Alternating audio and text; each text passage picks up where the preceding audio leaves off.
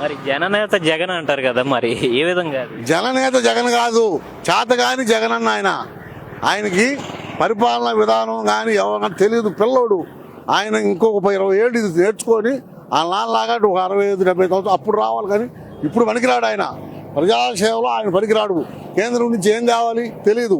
కోడిగుడ్డు అంటాడు, ఏకలు అంటాడు. వాళ్ళ మినిస్టర్లు ఎవరు లేరు. ఇప్పుడు తిరగొచ్చుగా, ప్రజాపాలన తిరిగి ఏం జరుగుతుంది, ఏం చూస్తున్నారు ఏంటి, తిరగండి. భయ తిరిగి ఏం కావాలో, ఏం అన్యాయం జరుగుతుందో ప్రజలకి చెప్పండి. ప్రతిపక్షం అంటే మనమే. పదవి ఉంటేనే రోడ్డు మీదకి వస్తారా జగన్మోహన్ రెడ్డి గారు? పదవి ఉంటేనే చేస్తారా జగన్మోహన్ రెడ్డి గారు? అలా కాదు, తిరగాలి. మీరు మొత్తం తిరిగి ఏం జరుగుతుందో చూసుకోండి. మీరు అడగండి, తప్పులను ఏలెత్తుంటే చూపించండి. ఏమి లేకుండా మీరు పరదాల చాటును ఉన్నట్టు ఇప్పుడు ఎక్కడో ఉండి బెంగళూరులో ఉన్న మాటలు చెప్పడం కాదు. ఏమేం చేస్తావు నువ్వు? మీరు చేసిన అభివృద్ధి జనాల్లో చూపిస్తే అడగకుండానే తెలుగుదేశం కూటమికి ఓట్లు వేస్తారు జనం.